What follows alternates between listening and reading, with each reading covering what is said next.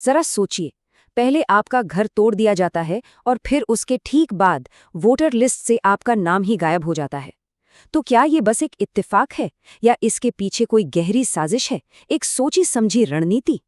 सूत्रों पर आधारित हमारी आज की ये पड़ताल इसी पैटर्न की तह तक जाएगी, जिसमें बुलडोजर चलने के ठीक बाद लोगों से उनका वोट देने का अधिकार भी छीन लिया जाता है। इसके पीछे की साजिश क्या है और इसका हमारे लोकतंत्र पर क्या असर पड़ रहा है, आइए इसे समझते हैं। तो चलिए देखते हैं कि आज हम इस पूरे मामले को कैसे समझेंगे।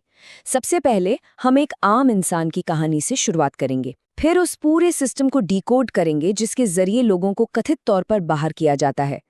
इसके बाद हम देखेंगे कि ये बुलडोजर और वोटों का खेल पूरे देश में कैसे फैल रहा है, इससे किस राजनीतिक दल को फायदा हो रहा है, और सबसे जरूरी बात, ये हमारे लोकतंत्र के लिए कितना खतरनाक है। तो शुरुआत करते हैं एक व्यक्तिगत कहानी से, क्योंकि ये कहानी सिर्फ नंबरों की नहीं है, ये लोगों की है, इंसानों की है। और इसे समझने के लिए हमें सीधे असम चलना होगा, जहां से ये पूरा मामला सामने आता है। ये आवाज है अबुल कलाम की। इनकी बातों में आपको गुस्सा, लाचारी और एक छोटी सी उम्मीद सब कुछ मिलेगा। जब किसी का घर छिन जाता है ना, तो उसका वोट सिर्फ एक अधिकार नहीं रह जाता, वो अपनी जरूरतों को पूरा करवाने का एक सौदा बन जाता है। और ये सिर्फ अबुल कलाम की अकेले की कहानी नहीं है। असम में खासकर बंगाली भाषी मुस्लिम समुदाय के कई परिवारों के साथ ठीक यही हुआ है। पहले बुलडोजर ने उनके घर तोड़े और फिर जब वोटर लिस्ट अपडेट हुई तो उनके नामी लिस्ट से गायब थे। सोचिए, घर भी गया और वोट देने का हक भी। लेकिन सवाल ये उठता है कि आखिर ये सब होता कैसे है? क्या इतना आसान है किसी का नाम वोटर लिस्ट से हटा देना? जी नहीं। सूत्रों के मुताबिक इसके पीछे एक पूरी एक्सक्लूजन मशीन काम करती है, एक ऐसा कानूनी और प्रशासनिक जाल जिसका इस्तेमाल कथित तौर पर लोगों को उनके सबसे बड़े अधिकार यानी वोट से दूर करने के लिए किया जाता है। चलिए इस मशीन के एक एक पुर्जे को समझते हैं। इस मशीन का सबसे पहला पुर्जा है डी वोटर यानी डाउटफुल वोटर। 1997 में शुरू हुई ये कैटेगरी किसी भी वोटर पर संदिग्ध का ठप्पा लगा देती है, और एक बार ये ठप्पा लगा तो वोट देने का अधिकार खत्म और मामला आगे की सुनवाई के लिए फॉरेनर्स ट्रिब्यूनल के पास चला जाता है। इस मशीन का दूसरा और शायद सबसे बड़ा पुर्जा है एनआरसी।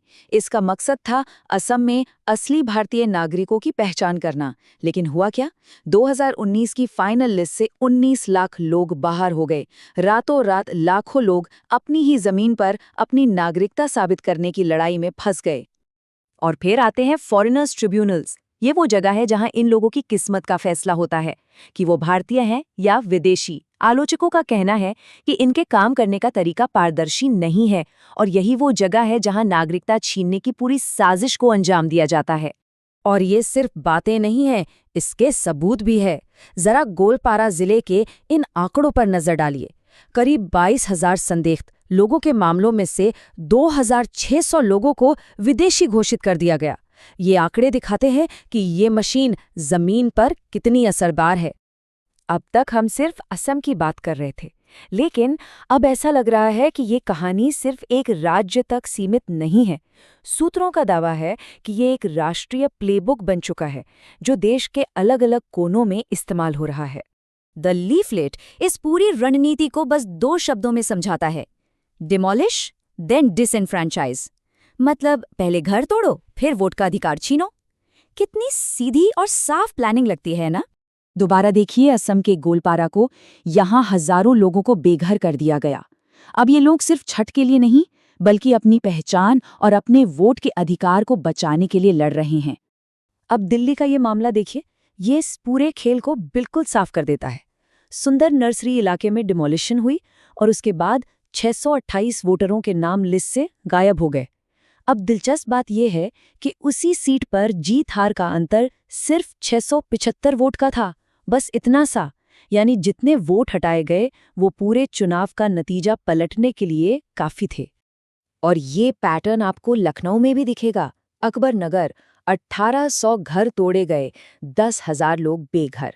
भले ही अभी इनके नाम नहीं कटे हैं, लेकिन सोचिए बिना परमानेंट एड्रेस के ये लोग कितने कमजोर हो जाते हैं।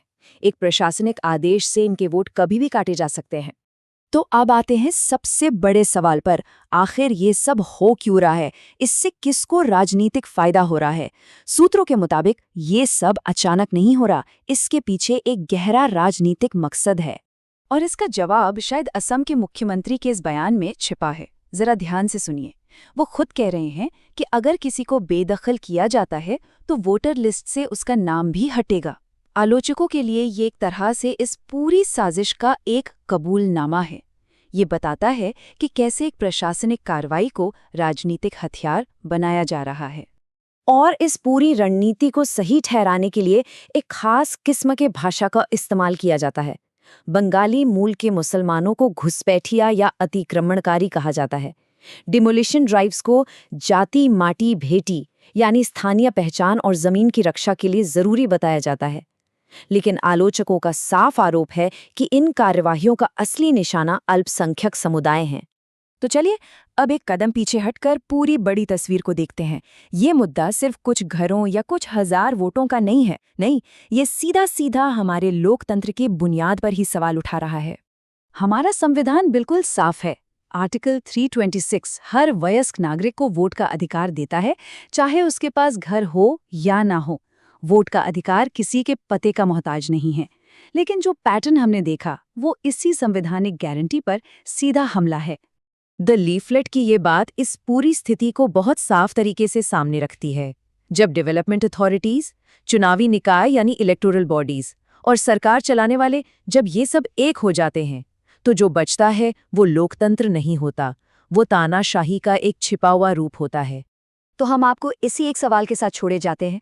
जब किसी के घर पर बुलडोजर चलता है तो क्या उसके वोट को भी उस मलबे के नीचे दबा देना चाहिए? इस सवाल का जवाब सिर्फ कुछ लोगों के भविष्य से नहीं बल्कि पूरे देश के लोकतांत्रिक भविष्य से जुड़ा है।